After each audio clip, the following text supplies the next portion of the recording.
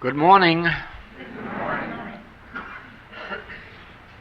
I was given the title of this lesson in the meditation just now, and it will strike you undoubtedly as a very strange one for January 5th. But the title is Preparation for Easter.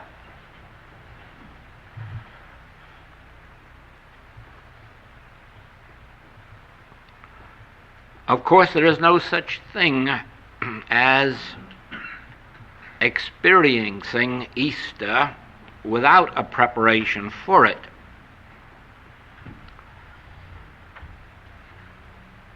And to make this perfectly clear,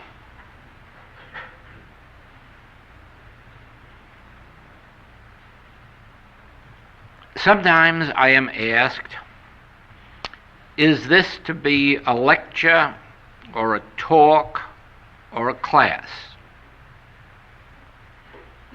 And the only answer I can make is that you are the one who determines that, not I. Because so far as I know, in my entire lifetime, I have never given a talk or a lecture. Every time I open my mouth, it is meant as an impartation of truth, and this makes of it a lesson or a class.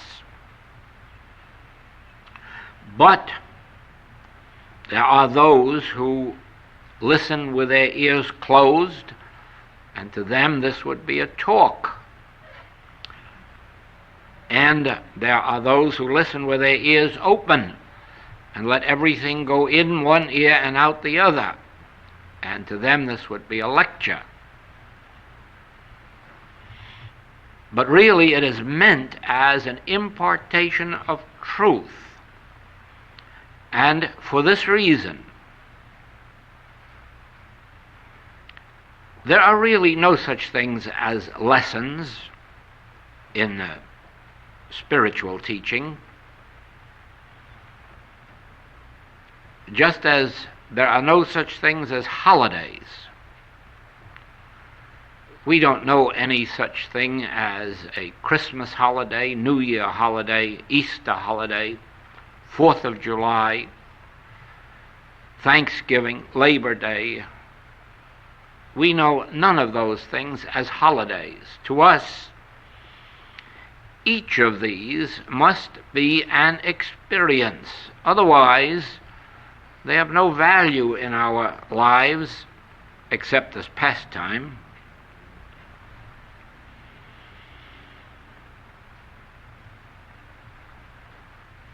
Just think of this for a moment.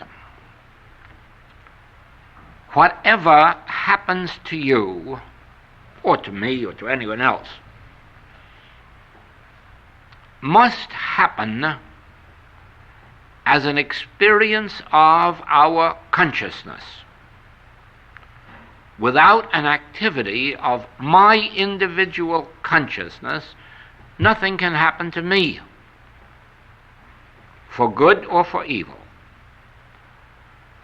Without an activity of your consciousness, nothing can happen to you. It is for this reason, at least this is one of the reasons, that people who are confined to mental institutes actually live so much longer than the rest of us. The human span is longer. And the reason is nothing is happening to them. Nothing is going on in their consciousness. Nothing is taking place in their consciousness, except an imaginary volume of words or thoughts going in and out, but no experience is taking place. And actually, we live only in proportion to the conscious activity of our being. Otherwise, we are unconscious. in some cases, in so many cases of the human race, we are nothing but walking dead, not only unconscious, but actually dead. Because we are alive only as something is taking place in our consciousness, something that we are consciously aware of. And so it is that to accept, let us say, Easter as commemorating the resurrection of a man who died or was crucified 2,000 years ago is really not living, not being conscious. It is just letting superstition and ignorance pass through from one ear to the other and on out. Because resurrection is an experience. It's an experience of truth. And the reason for the Master's resurrection wasn't merely to prove that he could be raised up from the dead or that he could raise himself up from the dead, because what value would that be to us? It was to exemplify his teaching that the dead are to be raised, whether dead in sin, dead in lack, dead in ignorance, dead in disease. The dead are to be resurrected, raised up into life again. As a matter of fact, the resurrection is the main teaching of all mysticism, all religious teachings, all philosophical teachings. I'm sure all truth teachings, because without resurrection you really have nothing. You have individuals who are sick, sinning, dying, dead. Without resurrection, that's where you leave them. You have individuals in the prison of their mentality, of their thoughts. Without resurrection, that's where you would leave them.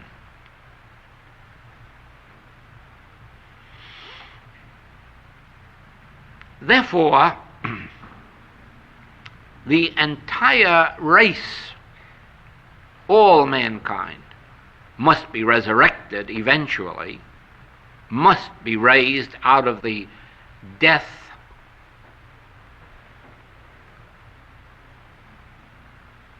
out of inertia, which is a death in itself. A going on and a continuing on in an old pattern. This is inertia, this is death. Now, to be resurrected, as the Master proved, takes something more than having 12 practitioners around you, or 11, and asking them to pray with you. There's more to resurrection than that. Because he had 11 practitioners around him, and probably many of them very good practitioners, healers. And he did ask them to pray with him and to stay awake with him. But it did not result in his resurrection. In the end, he had to pray alone. In the end, he had to realize his own resurrection and ascension. And if you ask how, you must start with the premise that it all took place within his own consciousness. It is true that part of our resurrection comes because of his experience and his disciples' experience and apostles. Part of our resurrection comes because we have found spiritual teachers or spiritual practitioners to help us on the way. But be assured of this, that these are just temporary helps. Our resurrection only comes through an activity of our own consciousness. Something must take place within us which ultimately leads to the Easter day, that is, the actual experience of resurrection. What the Master did during the years of his seminary life, what the Master did during his 3 years of ministry, all of this together added up to whatever took place in his consciousness in Gethsemane, and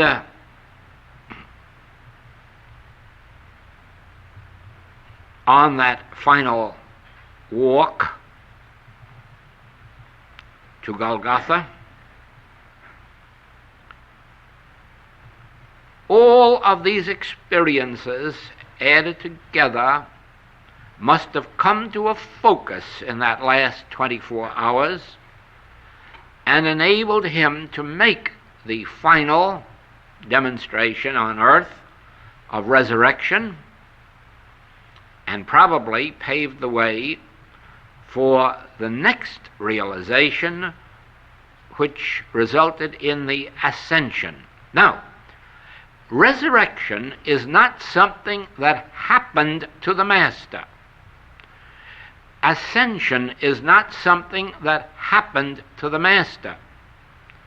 Resurrection and ascension is something that was an actual activity of the consciousness of the Master. And without this activity, whatever its nature, there would have been no resurrection and no ascension. And as we have discovered in many, many, many years of this work, whatever harmony, grace, beauty, prosperity, whatever measure of success, love, health, joy, whatever measure of these come into my experience, I can assure you have come through the years of struggling inside of myself, with the help, of course, of books, teachings, teachers, but ultimately through a struggle within my own consciousness to attain something.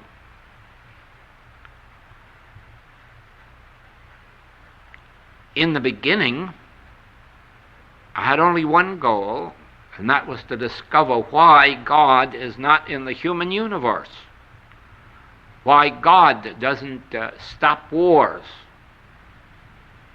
or prevent them, why God doesn't stop or prevent murders, rape, arson, suicide. Why isn't God in this human picture? That was my goal. And the struggle lasted exactly 20 years, from 1909 to 1929, until the first answer came. And the struggle could only take place in my consciousness because I had no knowledge then, as I have no knowledge now, of any other place to find the answer to that particular question.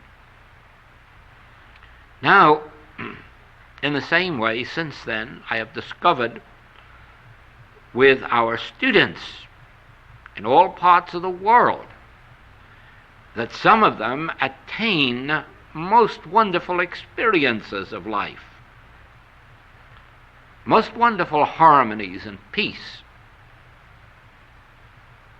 most wonderful contacts with the Father within. And in the case of each and every one of them, I know that regardless of what help I may have been to them, regardless of what help these writings may have been to them, their success did not come through me or through the writings. Their success came through the struggle that took place in their consciousness to embody that which is in this message. The message itself will not do it. I have known of too many people who have read these writings and then given them away, even sold them to second-hand bookstores, because there was nothing in them. Well, of course there was nothing for them, because there was no receptive activity in their consciousness to do something with what was in them. What is in them alone will not do it. It is what your individual consciousness does with what is in the message that does it. We can say, of course, from now until doomsday that God is good, and that God is love, that God careth for his own. And we can even go further with all of our metaphysical friends and say, evil is not power, sin is not power, disease is not power. And all of this while you can be sick and sinning and poor and dying and dead. Because until there is an answering response within your own consciousness, this message remains only the letter of truth that killeth. Paul was very clear on that. The letter of truth killeth. At least if it doesn't kill, it doesn't cure. The letter of truth doesn't cure. Reading the books sometimes result in individual healings, but that is not the object of this work. The real cure is when the resurrection and the ascension take place, when we are raised up out of the death of mortality into immortality, when we ascend above humanhood into our Christhood. This was the object of the Master's message. That's why he spoke about those who came to him only for loaves and fishes. Whether the loaves and fishes meant food or healing made no difference. Those who came only for loaves and fishes missed the entire message of the Master. Of course, after he fed them and they came back the next day for more loaves and fishes, he rebuked them.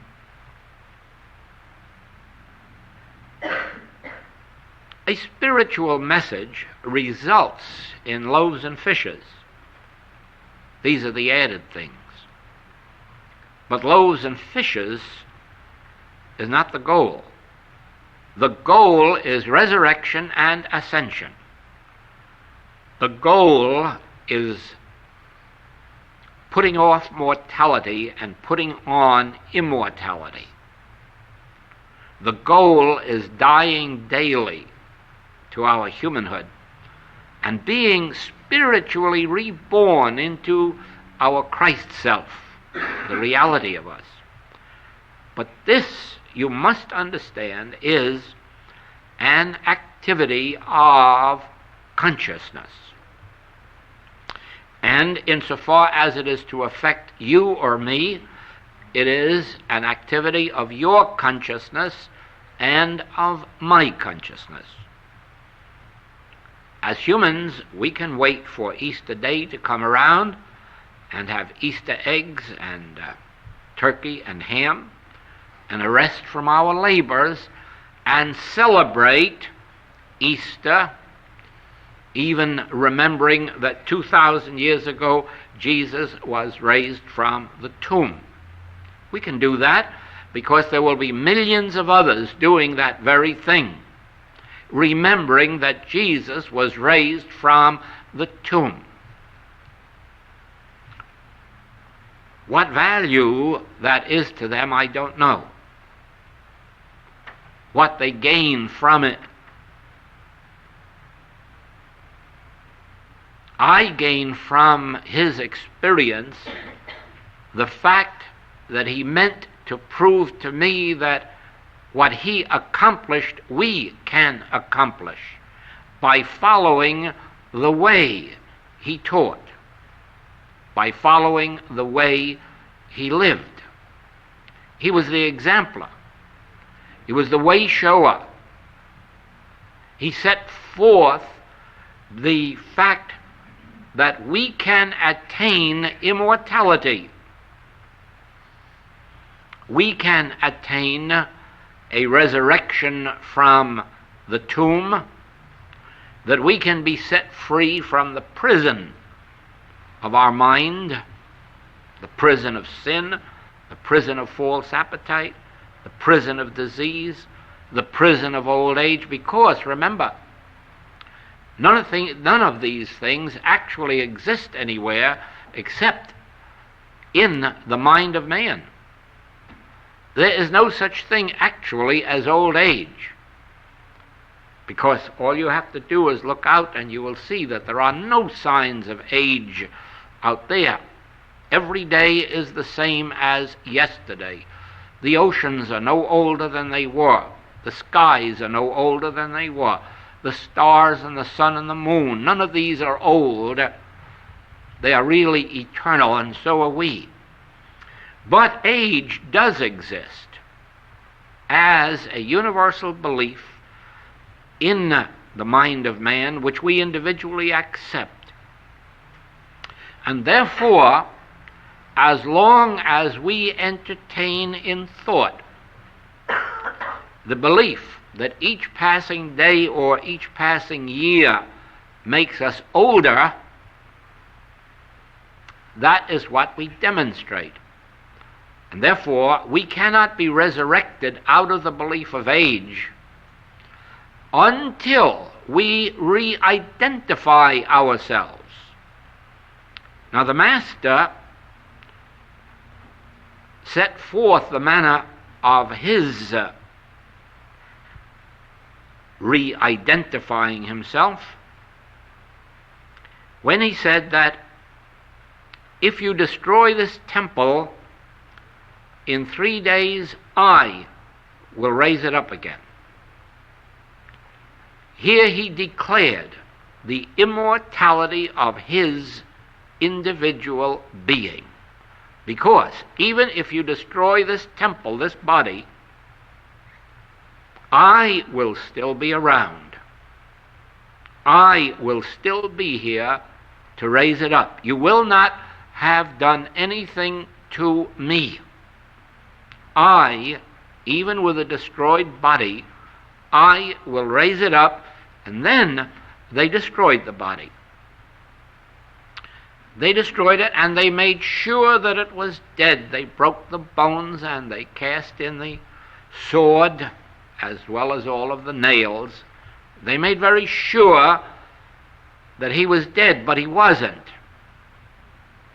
I was omnipresence.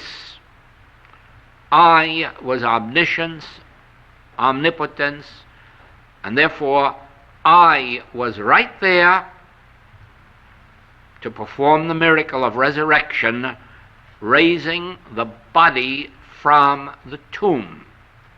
Now, so it is with you and me. We also have a temple. which we have thought of as a human body, which it isn't. Actually, it is the temple of God, the body of God. Only our false concept of it makes it appear to us as a human body. But actually, this is the temple of God. And it is given to me as a vehicle, as an instrument for use, as long as I shall need it on earth. Now, there will be a right time to drop this body, a time when no further service can be performed on earth, a time when my mission is completed, a time when my work is done and obligations have been fulfilled. Then the time will go to drop this sense of body and go on. But I will not drop me. I will live forever.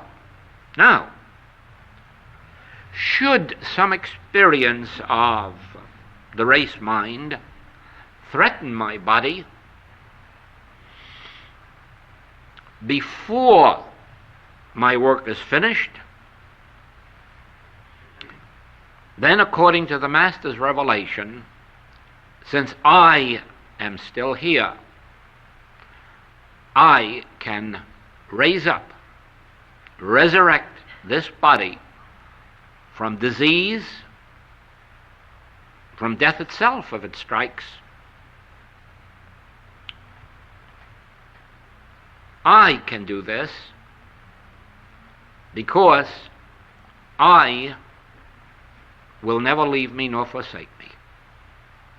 I am with me always.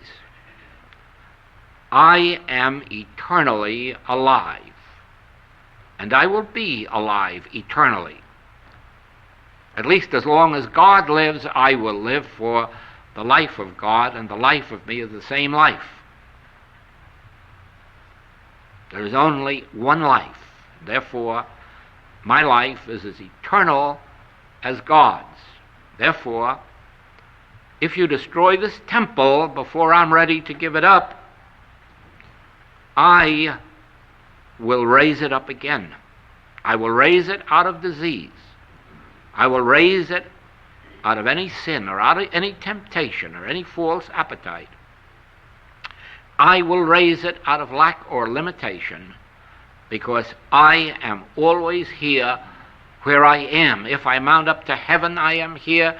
If I make my bed in hell, I am here. If I walk through the valley of the shadow of death, I am here. For I and my Father are one. The life of God and my life is one. But, you see, I cannot accomplish this by reading about it in books. This is the letter of truth. There must, first of all, be something in me that responds to that message and says, ah, yes, ah, yes, ah, yes, this is truth. Then I must abide in that word, and I must let that word abide in me. I must live with this truth over and over again, that I and the Father are one, and that I am the life of this body, and I am the law unto this body, and I am come that this body might have life, and that it might have life more abundant. I am come that my experience might be fruitful. I and my Father are one. I have meat the world knows not of. I have meat, hidden manna. But I must live with that truth. I must let that truth abide in my consciousness. I must abide in that word. I must sing the same song from morning to night, and certainly as my very last thought before sleeping, so that I carry it into my sleep with me, because I must not lose consciousness even when I'm sleeping. I must be conscious 24 hours a day, even when I'm at rest. My consciousness must be alive with this truth, that I and my Father are one, and all that the Father hath is mine. I have a hidden manna, which is life eternal. I am the bread of life. I embody the bread of life. But this must be an activity of my consciousness. And I must keep going right on with the Master, that if this body for any reason is destroyed, I will raise it up. I will be right there. Consciousness will be right there to revive it, to heal it, to renew it, as long as I have any earthly use for it.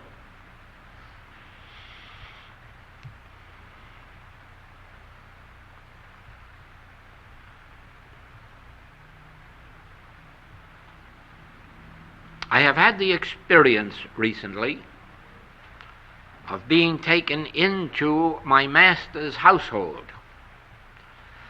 into my Master's consciousness, into my Master's temple, even the place, the cave where my Master lives. The Master, for there is but one. And this is an experience of consciousness in which the body travels just as rapidly as thought. You can make this an activity of your consciousness by remembering this. If you close your eyes now for a moment and think about where you live, your residence, your present home,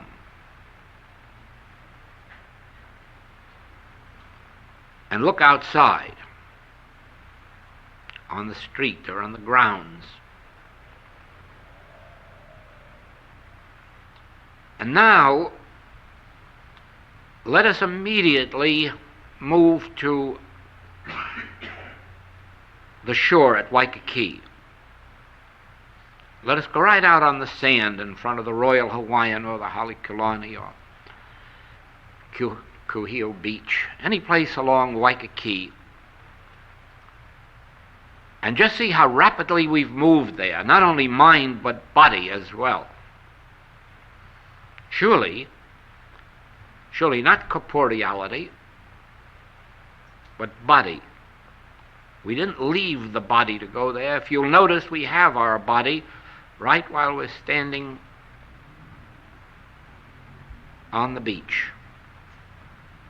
And so if we like, we can move right up to the top of the Pali, look out on that valley, and instantaneously we are there. And we are there in our same body, same form. Now this is not an experience of imagination. This is an experience of consciousness. It just so happens that you find it very easy to do because we have only been to the places with which you are familiar. But just remember that just as you can move about so readily in the places with which you are familiar, with an activity of consciousness, you could move about just as freely any part of this globe, even up into the other planets, into the skies, and down beneath the waters, because everything that takes place in your experience must take place as an activity of your consciousness. Not even your body can move without an activity of your consciousness moving it. Therefore, the life of the vegetables, the so-called walking dead, is usually a life lived without conscious thought. And life moves in on them and moves them around, here, there, and the other place. All the nice things that happen, of course, are due to themselves, but all of the wrong things that happen is always due to somebody else, or some other experience, or somebody else's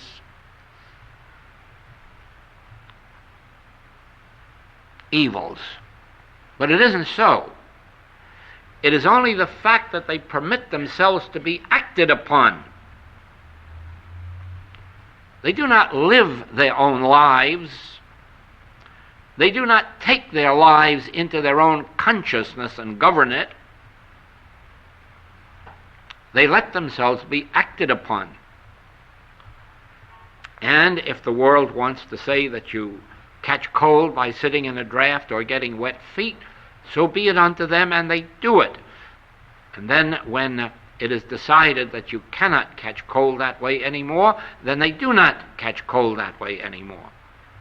None of this of their own doing, all of this being acted upon by the forces of human belief. But an individual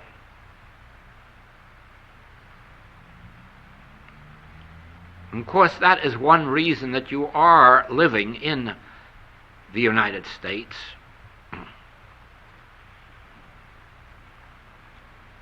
Because here, so definitely, you are, if you would like to be, you are permitted to be an individual. There is no one here telling us how to think, when to think, or what to think about. We, in this country, if we wish to exercise the privilege, we can be individuals. But to be an individual means actually to understand that you can only be one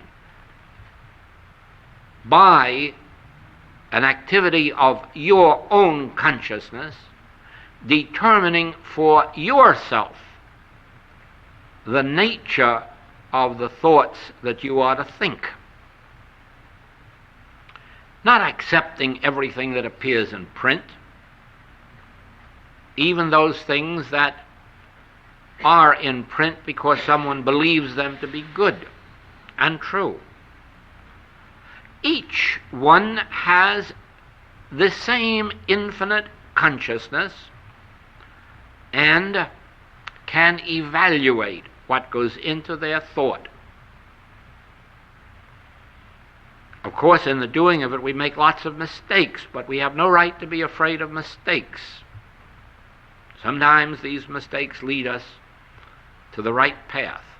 The main thing is that we determine at some time or other that we will be resurrected and that we will ascend.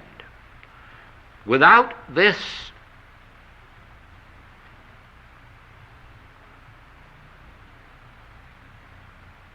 conviction and determination,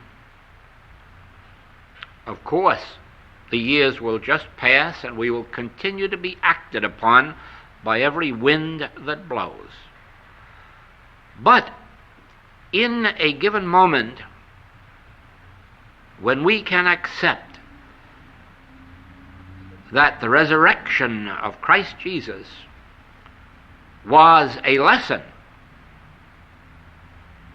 it wasn't a talk and it wasn't a lecture, it was a lesson,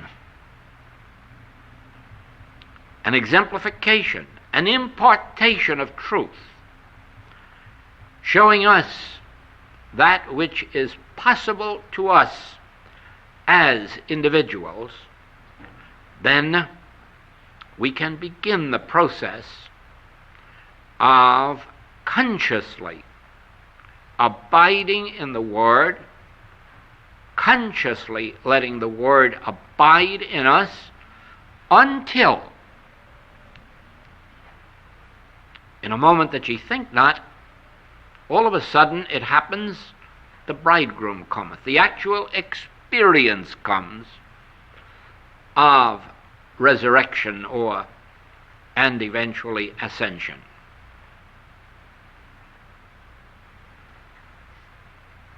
Of ourselves, we cannot choose to do this. This I say to you most regretfully. This I say to you very sadly, after having witnessed for many more than 30 years that it is so, that of your own accord you cannot even determine to live. You cannot determine to live consciously. You cannot determine to abide in the Word and let the Word abide in you. You cannot do this. It is only by the grace of God. It is only when you have been touched, something within you responds, and you say, I can begin, or I am going to begin, or this is my path. Each one in turn waits for that time when the Spirit of God touches them and awakens them to the possibilities of the spiritual life. And even then, it is given to us only to begin gently. We can possibly begin by reading or hearing truth 30 or 40 or 60 minutes in a day. More than that, it's very difficult to take at first. Eventually, as we persist, it becomes 2 hours and 3. And Paul, of course, gives us the goal. Pray without ceasing. Know the truth without ceasing. Abide in the Word without ceasing. Day and night. Live consciously always. Never live, not even for a moment of the day, to permit the human mind to have its way with you. Now, you can understand what I'm saying by this. If you remember a few years ago, the attempt to bring subliminal perception into advertising. This was, let us say, you are sitting here, and somewhere else, someone else is projecting thoughts into your consciousness. You don't hear it and you don't see it. But all of a sudden you jump up out of your seat and you run downstairs and say, I must have a bag of peanuts. I must have a Coca-Cola. This is what actually happened in experiments. Nobody knew why. They just had to do it. Well, of course, had it been carried out, you would have jumped up and without thinking whether or not you could afford it, you would have gone out to buy a Chrysler or a Cadillac or Lincoln, and then afterward had to worry about how to pay for it. Now, the practice was outlawed in England and destroyed in the United States, so that it's not operating in that direction. But in other directions it is. Every human has urges to do things and think things which they don't want to do and which they don't want to think and which they know are not good for them. And yet they cannot control that instinct or that thought or that deed. And this is because we have lived for centuries letting the universal belief of the world influence us and have power and jurisdiction over us. We have lived so as to let ignorance and superstition and fear govern us, whereas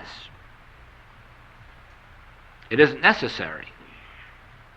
It is not necessary to be victims of ignorance, superstition, fear, because there is a secret that was known to the ancients and was taught by the Master, even though the manuscripts that are available to us do not indicate how he taught it.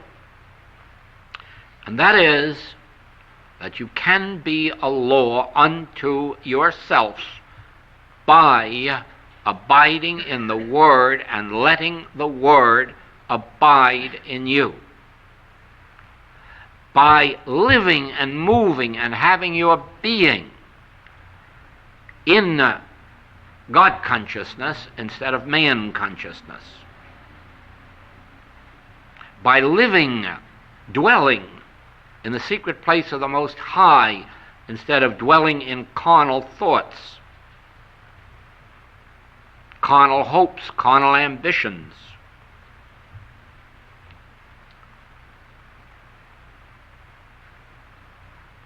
It has been said that we must choose this day whom we will serve. I don't believe we have that power to choose. I believe that at some moment of our lives, truth is presented to us when we are prepared to accept it. And from that moment on, we have no choice. We must accept it, even though at first, with hesitation, even though at first we take it and drop it and pick it up again and drop it again, even though at first it may be for 1 hour a week or 1 hour a day, but it, the Spirit of God within us, will not let us alone. And it will keep nagging and keep plaguing until eventually the light dawns. You know, this was the experience of Saul of Tarsus. When he gave up voluntarily his free citizenship to live among the Hebrews in the Holy Land, it wasn't that he didn't love freedom. It was only that something inside of him was compelling him to find God. And from what he knew at the time, the only place God was to be found was in Jerusalem. The strange thing is, of course, that it was true. Only he went to the wrong part of Jerusalem at first because he didn't know of the other. And so he went to the temple and learned the letter of truth which killeth.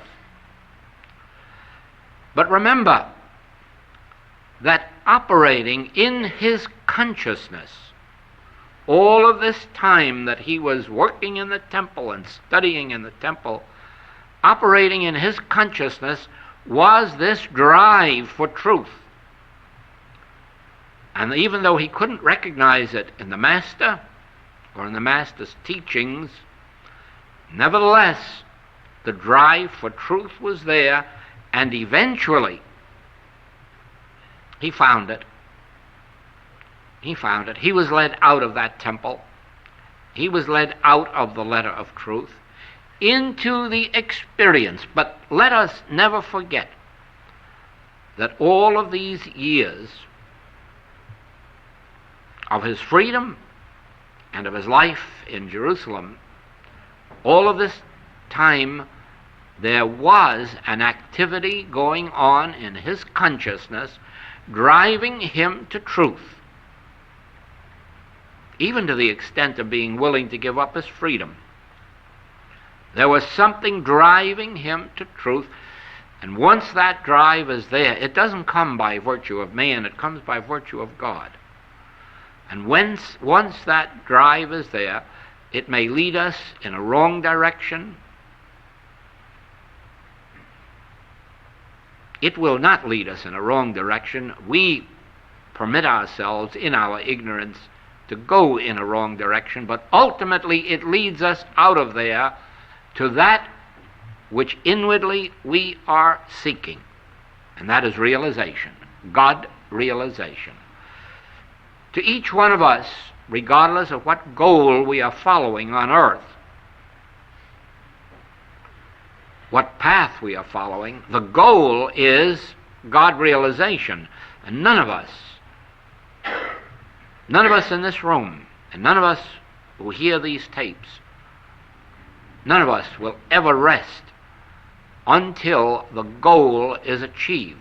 And that goal is God realization. It is for this reason that in the message of the infinite way, each one is not only free when they come, they are just as free when they go. In other words, no one is ever bound to this message by membership, obligation, duty, or any other reason, because this message recognizes above all that you are not seeking this message. You are seeking God realization, and if this message can be a help to you on the way, you are welcome to it. It was the way in which I came, and it is set forth as a help for all those who may be led to it, but for no other reason. It is not to bind anyone ever in a membership, a duty, or an obligation.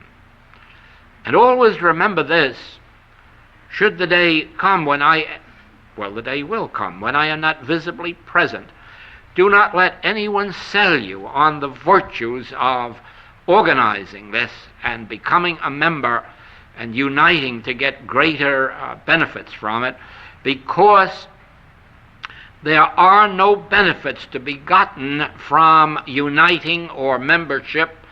The only uniting that gives benefit is uniting with God.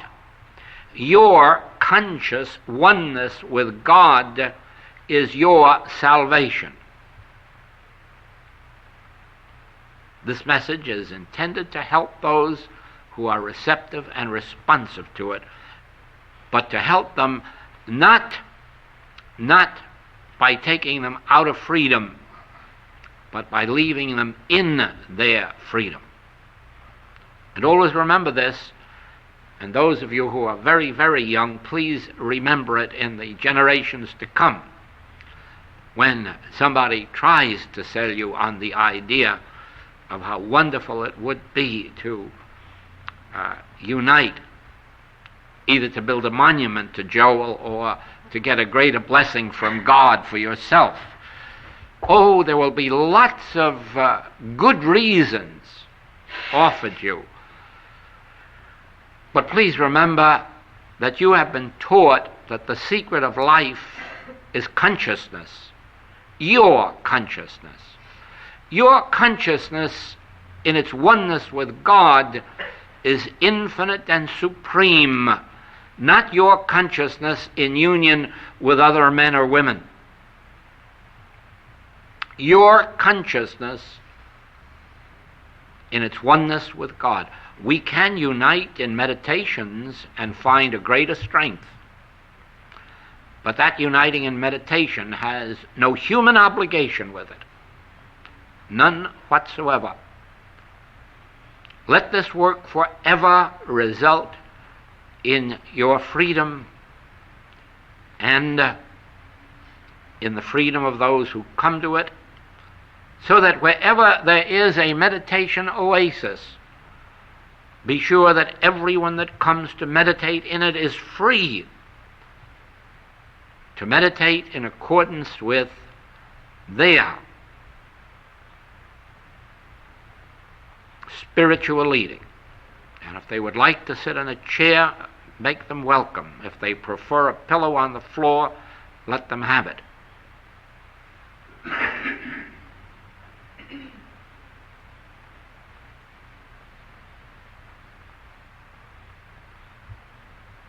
All right, then, Easter is to be an experience of resurrection. Therefore, we prepare for that each moment of our lives. Just as in planting fruit trees, the goal is to have fruit. But the preparation for it is the planting of the seed, the rain, the sunshine, the fertilizer.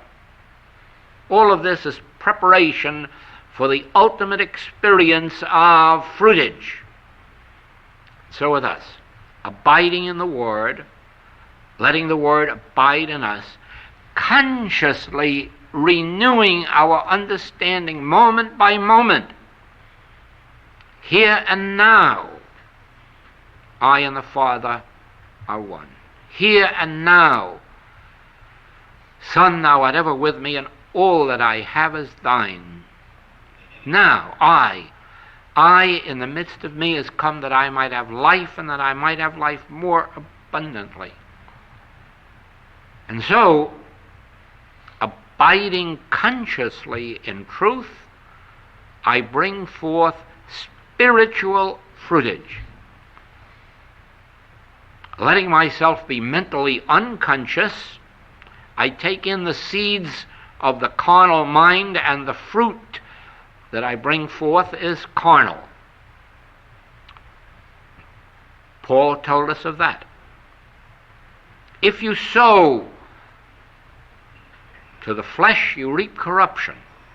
If you sow to the Spirit, you reap life everlasting. But remember, sowing is an activity of consciousness. You cannot sow without taking thought.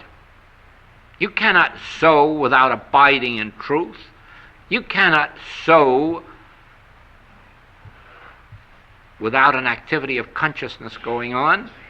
Therefore, be careful that you are not letting the mind be idle so that it takes in every seed that's blowing around in the air. But keep the mind active, abiding in truth, so that you are sowing to the Spirit. And then on Easter, that is, at a particular day or moment, an experience of resurrection takes place. It may not actually be on the day called Easter Day. Each one of us has our own Easter Day. Each one of us has an actual moment of experience in which we are resurrected, in which the old man of us is dead.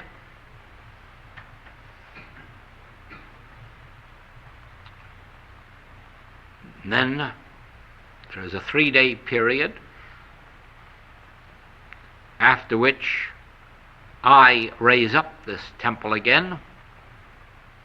And then there is the longer period of preparation for the final experience of ascension above mortality, ascension into Christhood, even while here on earth. Always remember that since Jesus attained Christhood, he was imparting to us the truth that Christhood is the measure of our experience, our goal, our attainment. And once we have been touched, we never again can rest until we have attained it. True, for a long, long time we're all going to say, I do not claim to have fully attained. But I am going to repeat day after day that that attainment is my goal, and that I do know that I will only attain it by an activity of truth in my consciousness.